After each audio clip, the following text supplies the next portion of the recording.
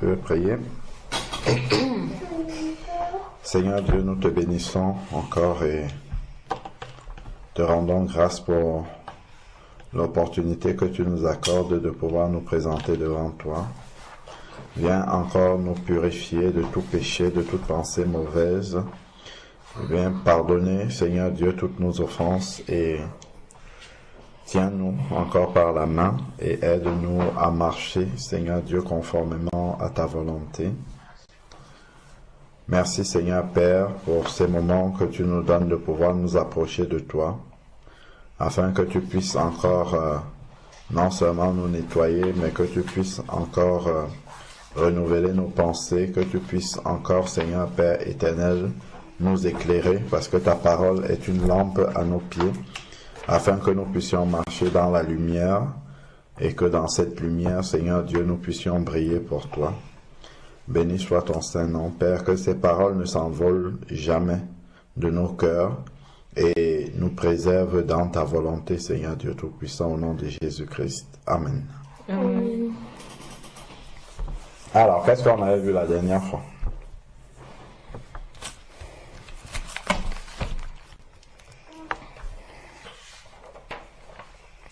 Moi, je sais déjà. Qu'est-ce qu'on avait vu la dernière fois? On avait vu Zaché. Ouais, que vous aviez beaucoup de choses à faire, plutôt que d'être occupé par autre chose. Alors, oui? On va dire qu'est-ce qu'on a vu la dernière fois? On a vu qu'il fallait venir à Jésus, qu'il fallait mettre la parole en pratique et qu'il fallait... et c'est tout ce que j'ai vu. Enfin, là. On avait vu que quand on s'engage à obéir, quand on s'engage à obéir au Seigneur, on doit appliquer tout ce que le Seigneur nous commande de faire. Et que c'est d'ailleurs pour ça qu'on l'appelle Seigneur. D'accord. Okay. Donc, on avait parlé d'obéir au Seigneur et c'est le fait de lui obéir qui prouve que nous marchons avec lui. On avait commencé à voir les fruits de la vie en Christ, non? Et quels sont les fruits, les différents qu'on avait vus? Oui, on avait vu que la première étape, c'était venir à Jésus. Ensuite, entendre sa parole, la méditer, écouter des louanges, écouter des prédications. Et ensuite, appliquer. D'accord. Ok. Moi. Donc, on va voir un aspect un peu plus spécifique aux enfants. Donc,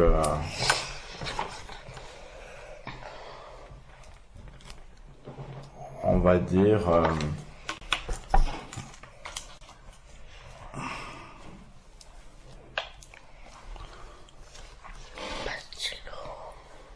les bienfaits d'écouter ses parents.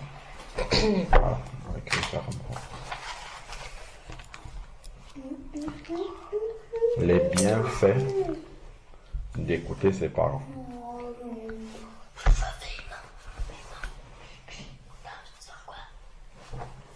Les bienfaits d'écouter ses parents.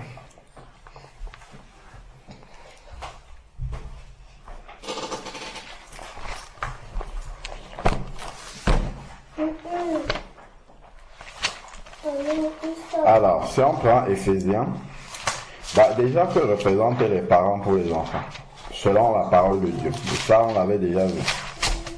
Oui. Une autorité? Très bien. Et encore, de n'importe quelle autorité, parce que le prof à l'école a une autorité aussi. Oui. C'est l'autorité de Dieu, c'est l'image de Dieu. Voilà. Donc, vous notez encore ça en rouge si c'est possible, ou en gras, je ne sais pas trop comment vous allez noter ça. Les parents sont pour les enfants une image de Dieu. Une image du Dieu invisible.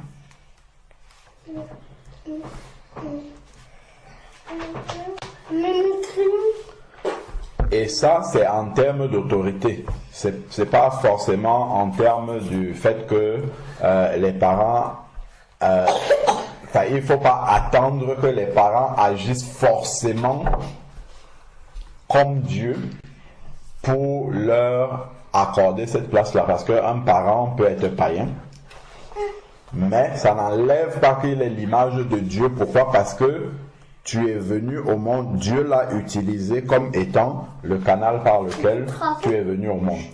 Les parents. Ok? Voilà. C'est ça qui leur donne cette autorité-là. Parce que c'est Dieu qui a directement... Et là, c'est indiscutable. C'est-à-dire, bon, ton patron encore, il peut te choisir parce que il a rencontré il a vu déjà ton CV, ça l'a intéressé, il a rencontré plusieurs candidats pour lui, tu étais le plus convaincant et qui ferait l'affaire, et il t'a choisi. D'accord? Mais par contre, tes parents, tu ne les choisis pas, et eux, ils ne te choisissent pas.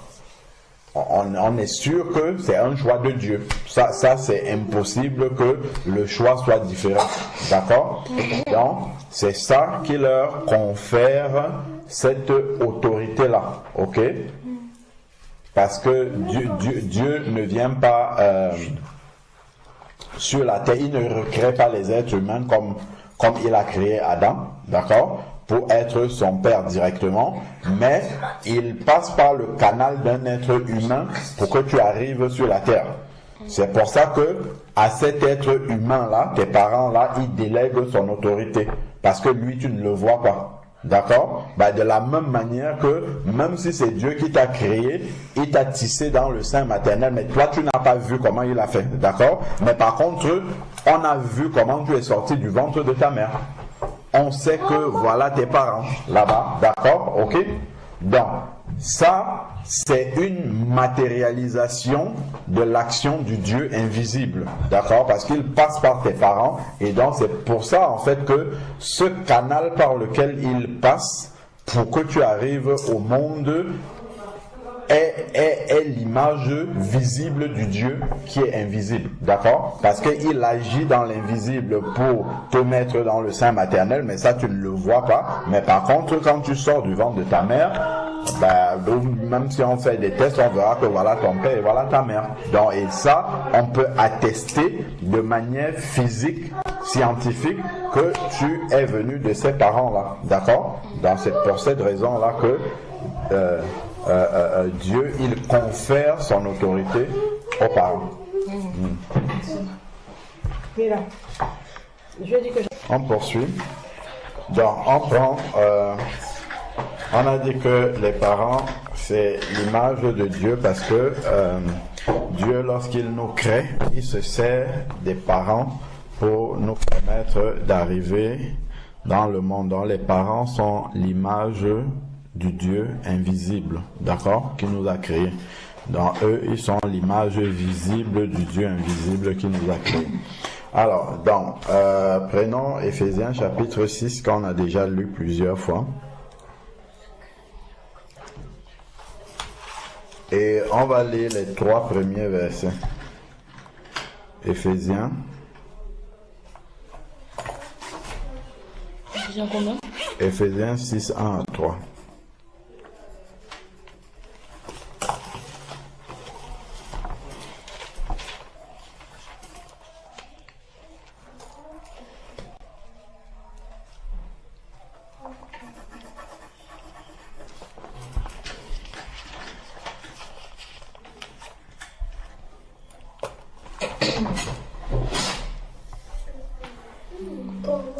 Alors, qu'est-ce qu'il a dit? Éphésiens chapitre 6.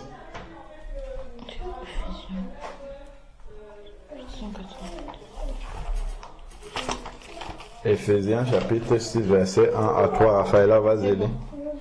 Enfants, obéissez à vos parents selon le Seigneur, car cela est juste. Honore ton père et ta mère. C'est le premier commandement avec une promesse, afin que tu sois heureux et que tu vives longtemps sur la terre. D'accord. Très bien, merci. Donc, il est dit, enfants, obéissez à vos parents selon le Seigneur. Ok? Donc, ça veut dire que il s'agit d'un commandement venant de Dieu. Obéissez à vos parents. Ça veut dire quoi, obéir? Faire ce que nos parents nous demandent de faire. Voilà. Obéissez à nos parents. Et pourquoi on dit selon le Seigneur? Parce que des fois, nos parents, ils peuvent dire des choses. Oui. Ils peuvent nous demander de faire des choses qui ne sont pas en accord avec la parole de Dieu. D'accord, ok.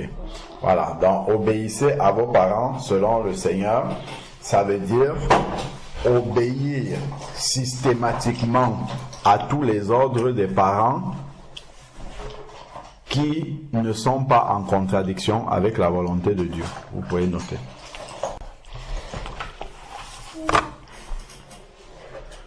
On sait bien que même les parents inconvertis, rarement, ils vont nous demander de faire quelque chose qui est contraire à la volonté de Dieu. Vrai ou faux? Ça peut arriver, mais c'est très très rare. Pourquoi? Pourquoi ça? On va voir pourquoi. Faut faire quoi? Faut faire quoi?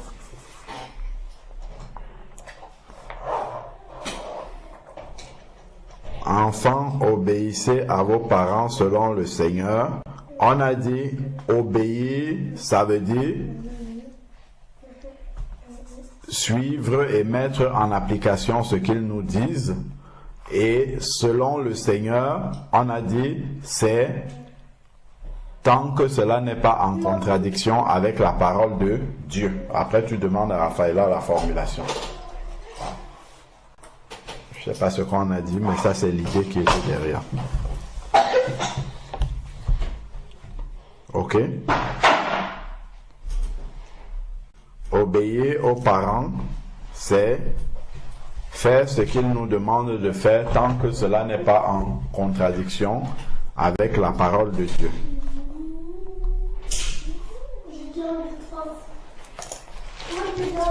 Et je vous ai dit,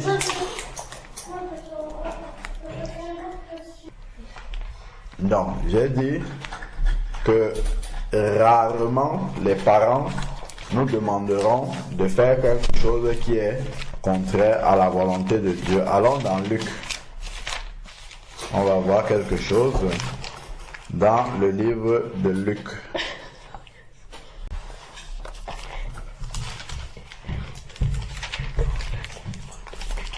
Luc.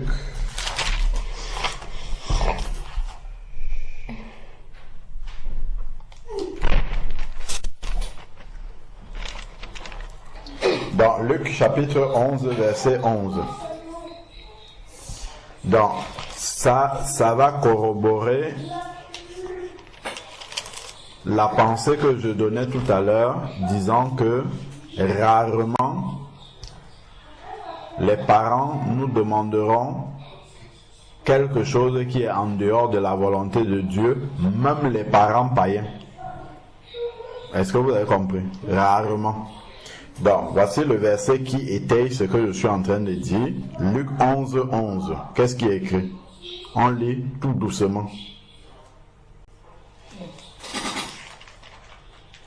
Luc 11, de 11 à 13. Alors,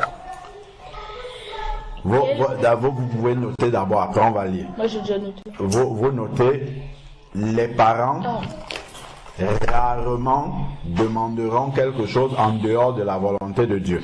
Parce que ça, on voit souvent peut-être certaines personnes, certains jeunes qui sont chrétiens et qui en fait se cachent derrière leur foi parce que leurs parents ne sont pas convertis. Ils se permettent de désobéir souvent aux parents en disant que c'est parce qu'ils sont chrétiens, c'est de la persécution. Alors que souvent ce que leurs parents leur demandent, bien que n'étant pas chrétiens, ce sont des choses qui sont conformes à la volonté de Dieu. Est-ce que vous comprenez ça? Oui. Voilà. Donc ce n'est pas parce qu'on est un enfant de Dieu et que nos parents ne le sont pas que les parents perdent cette autorité-là qui est l'image visible du Dieu invisible. Ok? Parce que Dieu, en faisant quelqu'un parent, quand il vient tisser un enfant dans un sein maternel, tu vas voir même par exemple une personne qui est simple d'esprit, donc ce que les gens appellent couramment des personnes qui sont folles, voilà. Si tu vois une folle dans la rue qui a un enfant, essaye d'aller lui prendre son enfant, tu vas voir si elle va te le donner. Elle peut se battre contre toi pour ça. Elle ne va pas. Et tu vas voir qu'elle va bien s'occuper de cet enfant-là. C'est-à-dire que même si, comme en Afrique, on voit souvent des personnes comme ça qui sont dans les rues, qui se nourrissent dans les poubelles, si elle prend des trucs dans les poubelles, elle ne va pas donner ça à son enfant. Est-ce que vous imaginez ça? Elle ne va pas donner ça à son enfant. Donc, elle pourra manger ça, mais elle ne va pas donner ça à son nourrisson. Si vous observez bien, bon ici ça ne se voit pas, mais en Afrique ou bien ailleurs, bon moi je dis ce que j'ai déjà vu, vous n'allez pas les voir donner, même si je sais pas moi, il se traîne dans la boue, tout ça, mais son enfant, tu vas voir, il va mettre son enfant dans un endroit propre, c'est-à-dire que le petit brin de lucidité qui lui reste, elle va l'utiliser à bon escient pour son enfant, même si elle-même elle ne fait pas attention à elle, d'accord, mais pour l'enfant elle va faire très très attention. Et ça, c'est comme ça qu'on voit que quand Dieu rend quelqu'un parent, il imprime quelque chose à l'intérieur de la personne. Et la personne même ne s'en rend pas compte, mais le manifeste naturellement. Ok? Voilà. Donc, et ça rejoint ce verset qui dit, on l'a lu, le Luc 11, 13 là maintenant. Luc 11, 11 à 13. Qu'est-ce qui est écrit, Raphaël, là? Quel est parmi vous le père qui donnera une pierre à son fils s'il demande du pain? Ou s'il... Attends. Quel est celui parmi vous qui donnera une pierre à son fils s'il demande du pain? C'est-à-dire que même quelqu'un qui n'a plus sa tête ne va pas prendre une pierre si l'enfant a faim et lui donner une pierre à manger. Je dis même quelqu'un qui n'a plus sa tête. Il ne va pas faire ça. Est-ce que vous comprenez? Si lui-même il ramasse les pierres pour manger, mais il ne va pas donner ça à son enfant. Et ça, c'est Jésus qui le dit. Vous comprenez donc que dans la notion de parentalité, il y a quelque chose que Dieu communique, d'accord, et qui est de lui. Est-ce que vous comprenez ça? Il communique quelque chose qui est de lui à toute personne qui devient parent, qu'elle soit chrétienne ou pas. Pourquoi? Parce que ce n'est pas parce que tu es chrétien que tu es parent. Il y a des chrétiens qui n'ont pas d'enfants. Ok? Mais c'est une comment dire? C'est une bénédiction qui vient de Dieu et donc qui s'accompagne en fait d'un cadeau qui vient de Dieu. Et c'est ce caractère de parent. Pourquoi? Parce que Dieu est le premier parent. Est-ce que vous comprenez ça? Dieu est le premier parent. Donc quand il attribue la responsabilité de parent à un père ou à une mère, il lui communique aussi ça, ce caractère de parent-là. Et ça veut dire déjà que comme Dieu veut de bonnes choses pour nous, il communique à un parent de vouloir de bonnes choses. C'est pour ça que, généralement, si on dit par exemple qu'un parent a vendu ses enfants à la sorcellerie, parfois il préfère partir lui-même. Pour ceux qui font la sorcellerie, il préfère qu'on le prenne lui-même dans la sorcellerie que de prendre ses enfants. Quand quelqu'un atteint le stade où il donne ses propres enfants, c'est que là, il est totalement démonisé. Là, il n'y a plus, ça veut dire qu'il a perdu, il est démonisé complètement, quoi. Il n'y a plus de réalité de Dieu en lui. Ok? Donc, voilà. Donc, quel est le père parmi vous, si son fils lui demande du pain, lui donnera-t-il une pierre? Quand il dit qui parmi vous, c'est qui le vous là? C'est lui, Jésus, il parle à l'humanité. Hein. Il ne parle pas seulement aux chrétiens. Donc, Parmi ceux-là, il y a Judas. Est-ce que vous comprenez? Donc, il y a Judas, il parle même à Judas ici. C'est-à-dire que même Judas avait le cœur de trahison qu'il a là. Judas même aussi, lui-même ne va pas donner une pierre à son fils qui lui demande du pain. Vous comprenez?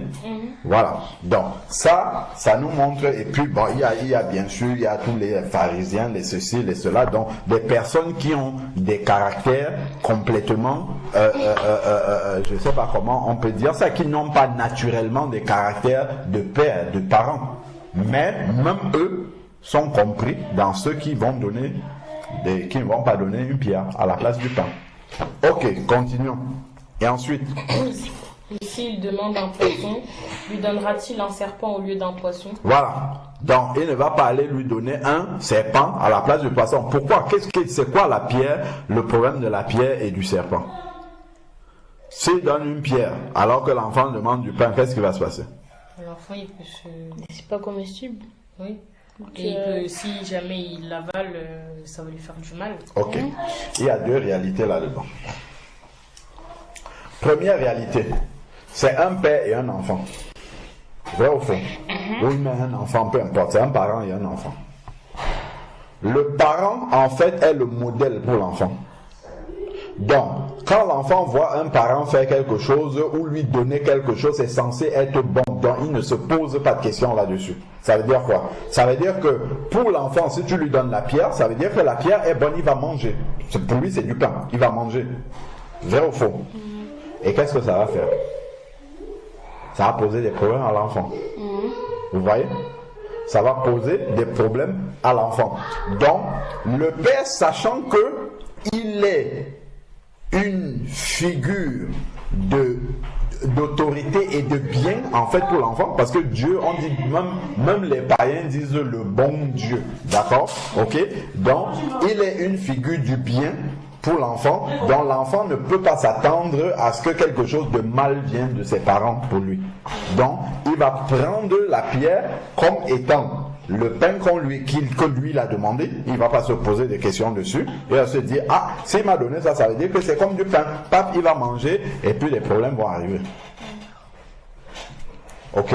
Donc, il y a deux réalités dans le fait de pourquoi la pierre, pourquoi le serpent. La pierre, en fait, elle est dangereuse pour l'enfant. Ok? Donc, le père ne va pas donner quelque chose qui est dangereux pour son enfant. Le serpent est encore plus dangereux que la pierre pour l'enfant. Ok? Donc, il ne va pas lui donner le serpent à la place du poisson. Toi, tu notes rien, tu retiens tout. Quand je vais demander la prochaine fois, tu sors. Je ne vais pas tout dicter. Vous pouvez noter aussi les pensées que je suis en train de donner.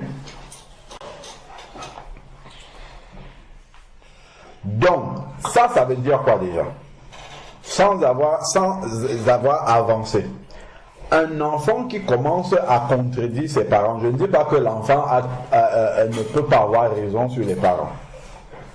Quand tu commences à contester avec tes parents, il faut savoir que ces parents-là ont reçu une grâce de Dieu qui ne dépend pas d'eux-mêmes. Ce n'est pas parce qu'ils ont appris des choses à l'école, puisque je vous dis que la dame qui est folle, entre guillemets, d'accord, dans la rue, ne va pas donner quelque chose qui est mauvais à son enfant. Donc, le brin de lucidité qu'elle peut encore avoir va servir à bien s'occuper de son enfant. Ok? Donc, ce qui fait que quand tu contestes avec tes parents, il faut savoir que en fait tu es en train de contester avec qui? Avec Dieu. Ah, là il faut noter. C'est pour ça que contester avec ses parents, en fait, il y a de graves conséquences là-dedans. Parce que contester à ses parents, c'est soit tu es en train de contester avec Dieu,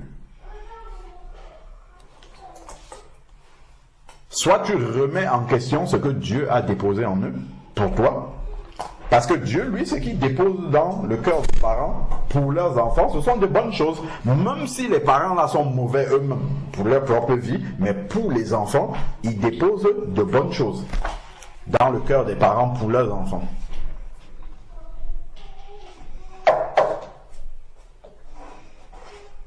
Ok? Donc, contester avec ses parents, il y a tout ça là derrière. Donc ça veut dire que quand un parent te dit ne va pas sur TikTok, ne va pas sur ceci, ne va pas sur cela, c'est parce que c'est bon pour toi en fait. C'est comme les commandements que Dieu nous donne. Et il n'y a aucun commandement, même si ça nous heurte, même si ça nous énerve, même si ça nous vexe. En fait, au final, vraiment en toute humilité, quand on médite, on réfléchit sur ce que Dieu nous demande de faire, en fait c'est pour notre bien. Ce n'est pas parce que ça va nous nuire, c'est pour notre propre bien. Vrai ou faux? C'est juste parce que, bien souvent, on n'est pas prêt à obéir, on n'est pas prêt à se sacrifier pour faire ça. Mais on sait bien que, en fait, si on suit ce que Dieu nous dit là, en fait, ça va être très bien pour nous. Ça va nous être bénéfique. D'accord? Mais comme on n'est pas prêt à suivre et comme on ne veut pas, on est rebelle dans notre cœur, on va commencer à raisonner. Ok? Voilà. Donc, ce que les parents veulent pour nous, c'est quelque chose qui est bon et qui vient de Dieu.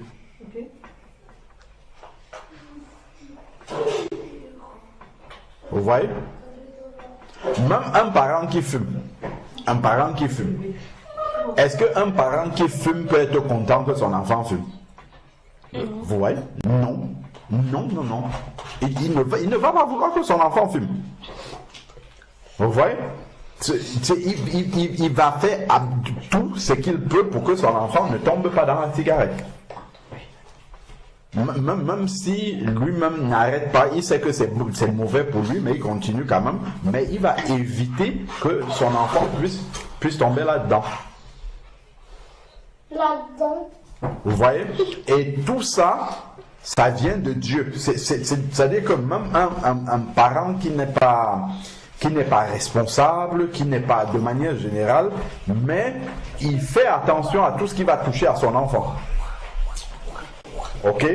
Parce que cette relation de devenir parent là ne vient pas d'un être humain, mais ça vient de Dieu. Et donc ça s'accompagne justement de certains caractères de parents que Dieu communique aux êtres humains que lui-même il a. Ok? Bon.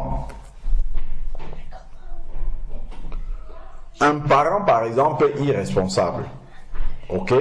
Qui ne subvient pas aux besoins de ses enfants, les enfants ont besoin de ci, ça, il ne va pas le faire, il va peut-être prendre cet argent-là pour aller boire dans un bar, tout ça et tout. Il ne peut pas être tranquille. Même s'il boit et tout, il fait, mais à l'intérieur de lui, il n'est pas satisfait. Il y a quelque chose qui va le déranger par rapport à ça. Ok? Il y a quelque chose qui va le déranger. Un parent, par exemple, qui va arriver à la maison, l'enfant va lui demander quelque chose, un cahier, un stylo, quelque chose. S'il n'a pas l'argent pour donner à cet enfant, ça va l'embêter. Même s'il va dire à l'enfant, je ne peux pas, mais ça va le déranger de ne pas pouvoir aux besoins de cet enfant-là. Même si c'est que c'est indépendant de sa volonté, ce n'est pas qu'il en a et qu'il ne veut pas donner, mais c'est parce qu'il n'en a pas, mais ça va le déranger de ne pas en avoir. Ça va plus le déranger que si c'était un besoin pour lui-même.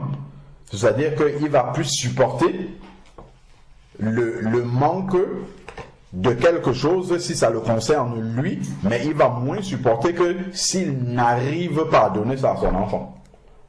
S'il décide de ne pas donner pour éduquer l'enfant, ça c'est autre chose.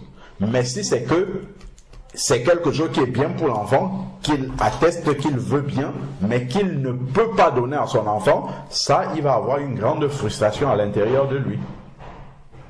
Et tout ça, c'est en fait pour vous montrer qu'un parent, il est très peu probable que ce qu'un parent veuille pour son enfant soit mauvais pour l'enfant. C'est ça que nous sommes en train de voir. Ok? Pourquoi? Parce que généralement, ce que le parent veut pour l'enfant est d'inspiration ou la motivation. Il y a quelque chose qui vient du caractère de Dieu là-dedans. dans la relation entre parents et enfants. Ok? Voilà. Est-ce qu'on peut poursuivre? Après, le parent, il peut être maladroit, hein, dans la manière de faire, dans la manière de dire, dans la manière de procéder. Il peut être maladroit dans tout ça, mais la motivation première d'un parent ne peut jamais être de faire quelque chose qui va nuire à son enfant. Est-ce que vous comprenez? Même si au final, dans sa maladresse, ça va finir par nuire à l'enfant, mais l'intention qui était au départ ne peut pas être mauvaise. Parce que on dit méchant comme vous êtes, il ne peut pas vouloir quelque chose qui est mauvais pour son enfant. Ok? Voilà.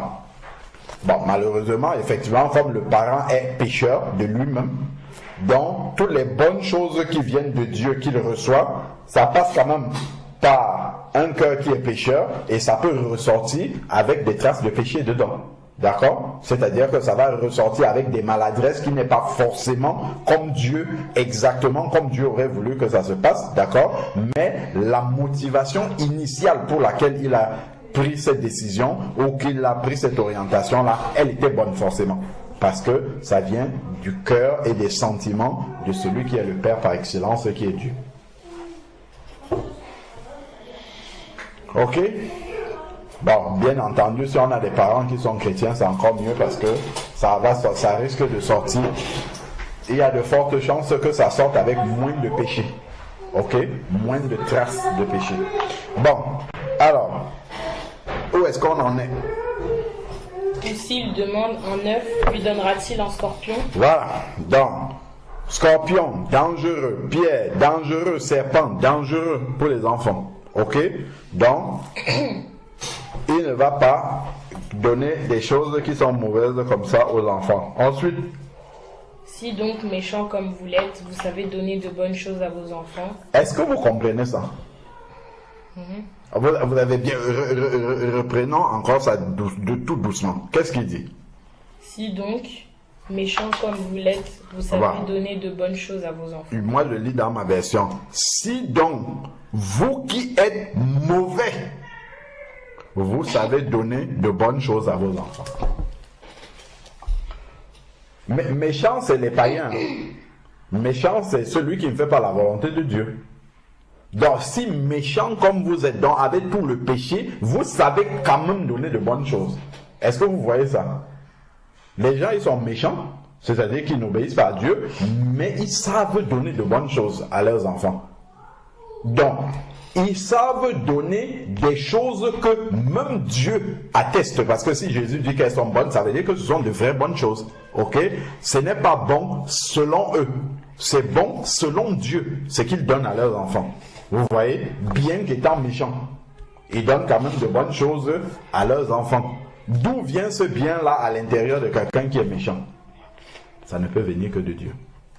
Parce que Dieu lui-même est le premier parent. Il était le père d'Adam et Ève. Est-ce que vous comprenez? Donc, il communique ça aux bons comme aux méchants. Ce caractère de parent. Donc, poursuivons ici.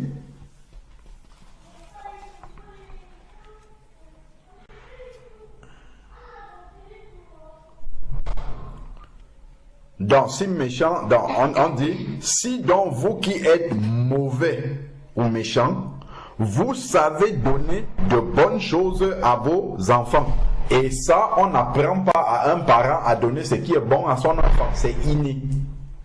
Quand il devient parent, automatiquement, c'est inné. Donc, vous allez voir, par exemple, que même quand un enfant naît, on va peut-être demander au père de couper le cordon ombilical. Bon, il y en a qui ont peur parce que, bon, ils peuvent avoir une appréhension. Et d'autres, en fait, ils ont peur. Pourquoi? Parce qu'ils ont peur de faire mal à l'enfant. Naturellement. Oui. Parce qu'il se dit que je peux mal faire.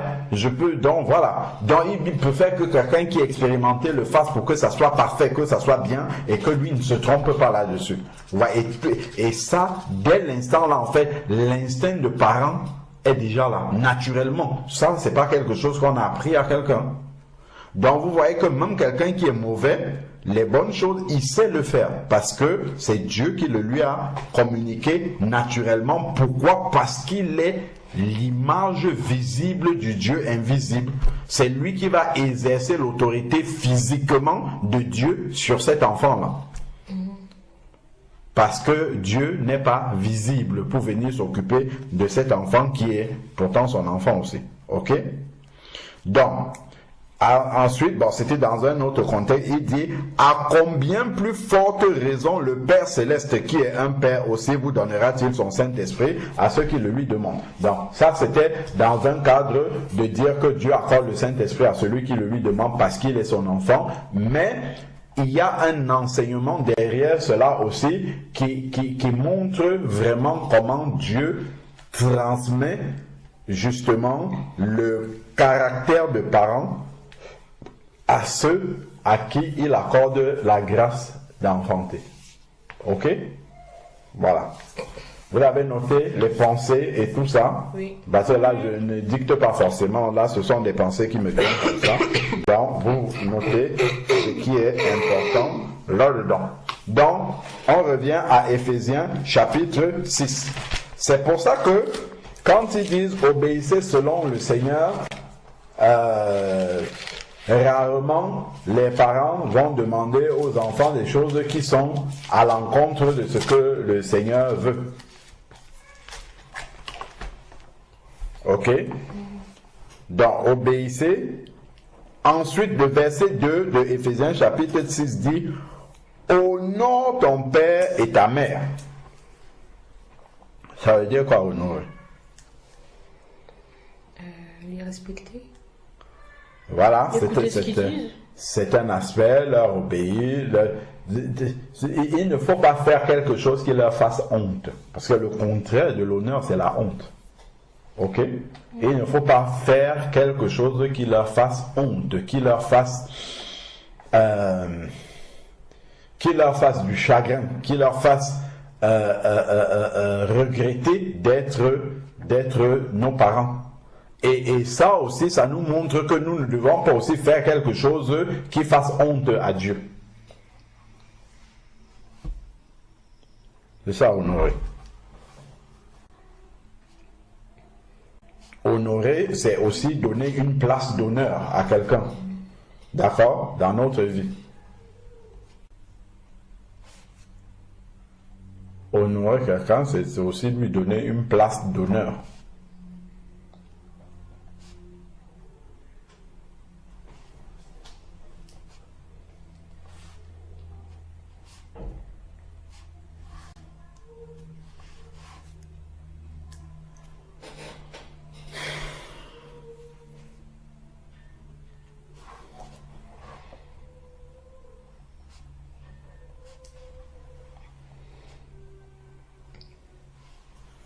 Et quand on dit honore, il dit ton père et ta mère. Donc en fait, c'est pour ça que je parlais de notion de parents tout à l'heure. Ok? Donc le père et la mère pour Dieu, ce sont les parents. D'accord? Donc tout ce qu'on dit là, c'est valable pour les parents. Il y en a qui n'ont plus leur père, il y en a qui n'ont plus leur mère. Donc le parent qui est là reste la figure de Dieu. Ok? Et ensuite, voilà maintenant la suite de ce verset-là, la portion qui suit est vraiment fondamentale. Il dit que c'est le premier commandement qui est accompagné d'une promesse. Ça veut dire quoi? Ça veut dire que c'est tellement important pour Dieu, en fait, que Dieu, il ajoute une promesse à celui qui respecte ce commandement. Il lui promet quelque chose. Et ce commandement-ci est vrai pour tous les êtres humains. Ce n'est pas vrai seulement pour les chrétiens. C'est une loi universelle. Parce qu'il n'y a pas que les chrétiens qui sont parents. Il n'y a pas que les enfants de Dieu qui sont enfants aussi. D'accord? Il y a des enfants qui sont musulmans, il y en a qui sont bouddhistes, il y en a qui sont païens, il y en a qui sont animistes, il y en a qui sont agnostiques, il y en a qui... Mais ça là, ce n'est pas parce que quelqu'un est, je ne sais pas moi, shintoïste ou autre chose, que s'il accouche un enfant, la loi de Dieu qui est parent s'annule. Non. Cette personne-là est venue au monde toujours par le miracle de Dieu qui est la naissance. Ok? Donc, forcément, ces lois-ci, ça, ce sont des lois universelles. Donc, cela sera suivi aussi d'une promesse. Et c'est quoi la promesse là? Afin que tu sois heureux. Il y a des gens qui sont malheureux parce qu'ils n'ont pas écouté leurs parents, parce qu'ils n'obéissent pas à leurs parents, parce qu'ils contestent avec leurs parents, et ainsi de suite. Ok? Ils sont malheureux. Donc, et même la durée de vie de quelqu'un est conditionnée par ça. Il dit que tu vives longtemps sur la terre.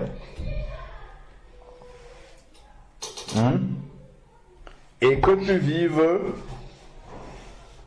longtemps sur la terre. Vous voulez vivre longtemps sur la terre? Oui. Ouais, bon, voilà, vous avez la recette. Deutéronome 5, 16, qu'est-ce qu'il dit?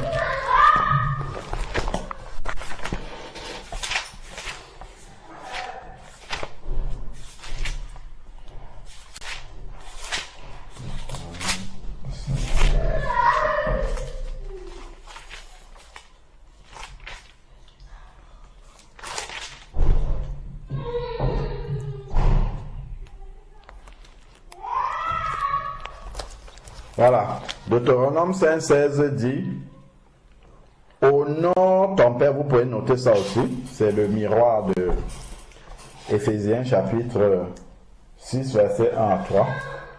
Éphésiens 5,16, vous pouvez le lire. C'est le rappel des 10 commandements.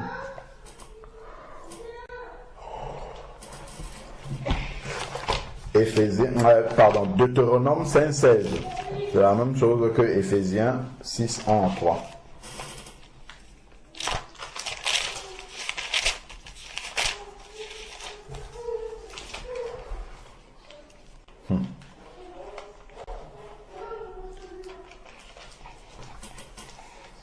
Honore ton père et ta mère, comme l'Éternel ton Dieu te l'a ordonné, afin que tes jours se prolongent et que tu sois heureux dans le pays que l'Éternel ton Dieu te donne. Voilà.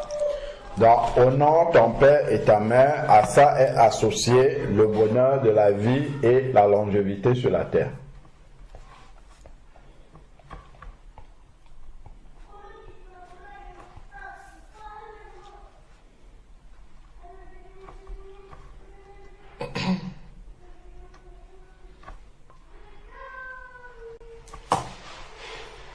Deutéronome 5, 16. Donc, important d'honorer ses parents parce que de là, les parents reçoivent, qu'ils soient chrétiens, qu'ils soient païens, qu'ils soient ils aient n'importe quel background, à partir du moment où ils sont parents, ça vient de Dieu. C'est un titre, être père, être mère. C'est un titre qui vient de Dieu. Donc, forcément, Dieu, quand il te donne un titre, il te donne aussi le caractère il y a un héritage qui va avec. D'accord? Pour que tu puisses exercer ce titre-là à peu près comme lui. D'accord? Donc, voilà pourquoi ce que les parents veulent pour nous, c'est ce qui est bien pour nous. Est-ce que vous avez compris? Même si on ne comprend pas, parce que même Dieu il nous dit plein de choses, on ne comprend pas pourquoi il nous dit ça. Parfois on ne voit même pas en quoi c'est bien pour nous. Mais en fait, c'est plus tard qu'on va voir. Souvent avec Dieu, plus tard on va voir que je lui demandais quelque chose à tel moment. Si Dieu m'avait donné ça, ça se serait mal passé pour moi. on veut prendre un avion. Attends, regardez, il y avait un monsieur là, il voulait prendre le vol, il avait un vol, c'était Rio-Paris. C'était un professeur d'université, à l'université de Montpellier, on l'avait interviewé à la télé. Il est arrivé, il avait 5 ou 10 minutes de retard, l'embarquement avait fermé, il a fait tout un scandale là-bas parce qu'il voulait rentrer dans l'avion, parce qu'il avait un cours à donner à l'université le soir ou en fin d'après-midi. Il fallait qu'il quitte Rio pour arriver rapidement à Paris et rejoindre Montpellier et tout. Il a raté, il était tellement fâché, il voulait même porter plainte contre la compagnie. C'est l'avion Rio-Paris qui a craché 273 morts, ou bien je ne sais plus trop combien. Si on l'avait laissé rentrer dedans, on ne parlerait plus de lui. Est-ce que vous voyez?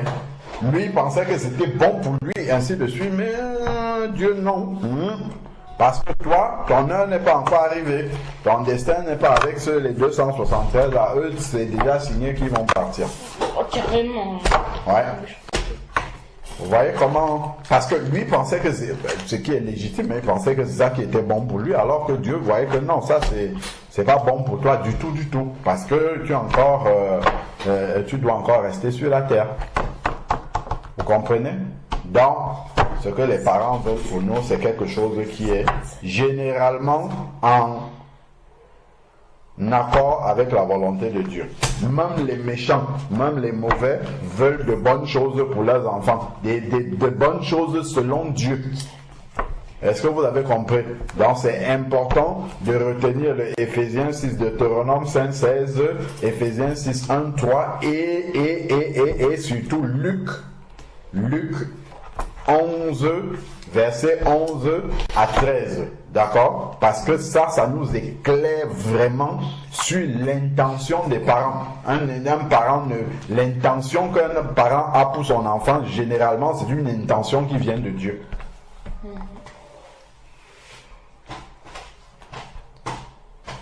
Vous allez voir un parent, il n'a pas été loin à l'école, mais il va vouloir que son enfant aille le plus loin possible à l'école. Il est capable de donner tout ce qu'il a pour que son enfant aille à l'école.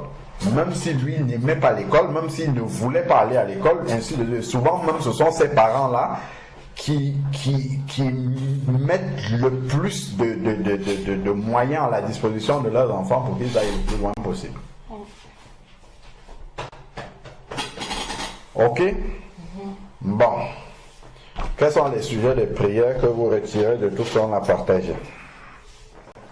Est-ce que vous avez appris quelque chose d'abord que vous ne saviez pas? Oui. Est-ce que vous avez eu un déclic, une révélation sur quelque chose que peut-être vous voyez, mais vous n'aviez pas compris la profondeur de Dieu par rapport à ça? Oui, c'est quoi? Moi, je savais pas que quand on contestait avec les parents, c'était comme si on contestait avec Dieu. Et je savais pas que ça avait autant de profondeur de honorer vos parents. Enfin... D'accord. Ok. Donc, quand on honore nos parents, en fait, on est en train d'honorer Dieu aussi. Ok.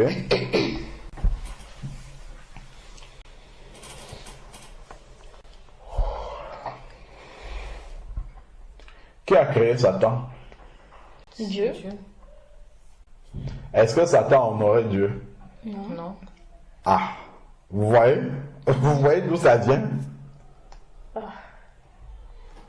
De déshonorer les parents. Vous voyez d'où ça vient? Vous comprenez donc pourquoi c'est si grave. Dieu, il a créé Satan et Satan l'a déshonoré. En voulant prendre sa place. Ok. Bon. Sujet de prière. C'est quoi? Qu'est-ce que vous voyez?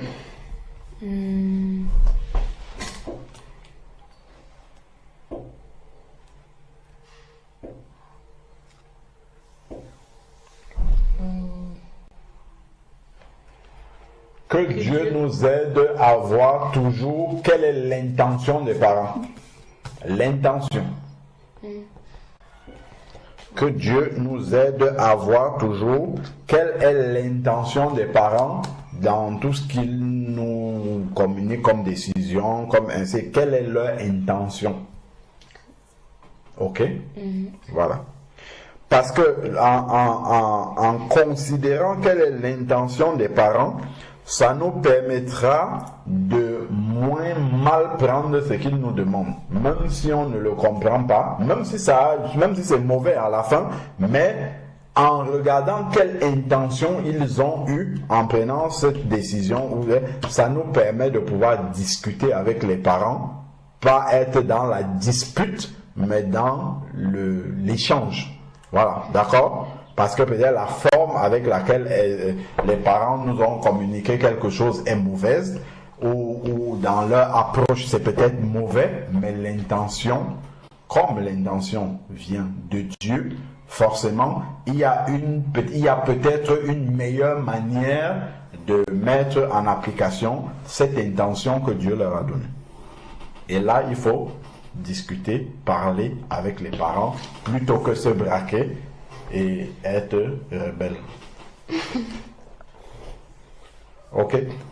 Donc, Dieu nous aide à voir l'intention des parents, qu'il nous aide à ne pas oublier que les parents sont l'image de Dieu et qu'il nous aide à être des enfants obéissants. Ça, c'est ce qui, moi, me vient à l'esprit. Hein. Si moi, j'avais mes parents devant moi, c'est ça qui me viendra à l'esprit. Alors, vous? C'est ça. C'est ça. Bon, ben allez-y, priez alors pour ça. Et priez pour moi aussi, pour que j'honore mes parents. Vraiment, mon parent qui me reste. Seigneur, je te remercie pour la parole que nous venons d'étudier. Je te prie pour qu'on ne puisse pas l'oublier. Je te prie pour que tu nous aides à avoir l'intention de ce que nos parents nous disent de faire et qu'on puisse ne pas penser que c'est toujours pour notre mal. Je te prie aussi pour qu'on puisse honorer nos parents et qu'on puisse les rendre heureux. Au nom de Jésus-Christ. Amen.